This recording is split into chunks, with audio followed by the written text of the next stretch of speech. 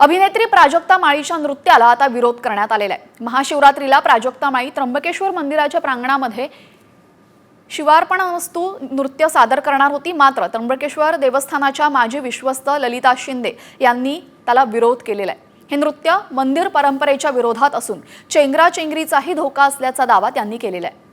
आता पुरातत्व विभाग यावर नक्की काय निर्णय घेणार याकडे सर्वांचं लक्ष आहे।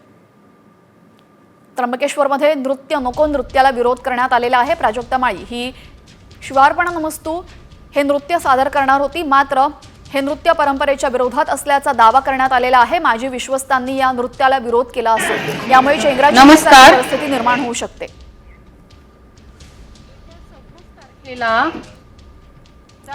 पर्वकाल आहे। तमाम भारतामधून जगभरातनं त्र्यंबकेश्वराच्या दर्शनासाठी लाखो भक्त त्र्यंबकेश्वरमध्ये दर्शनाला येणार आहे। महाशिवरात्रीच्या सर्वांना खूप खूप शुभेच्छा देते मी। आणि श्री त्र्यंबकेश्वर देवस्थान ट्रस्टने 2 दिवसाचा महाशिवरात्री निमित्त कार्यक्रम आयोजित केलेले आहे।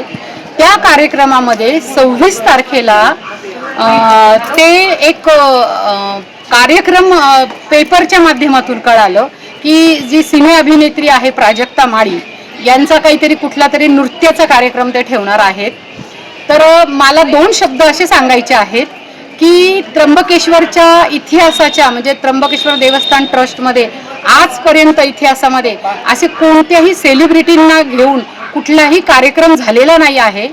ह्या परंपरा ट्रस्टी या संदर्भात अधिक माहितीसाठी आमचे प्रतिनिधी अभिजित सोनवणे आपल्यासोबत जोडले गेलेले आहेत। प्राजक्ता माळी हिच्या नृत्याला विरोध करण्यात आलेला आहे, अधिकची काय माहिती आहे?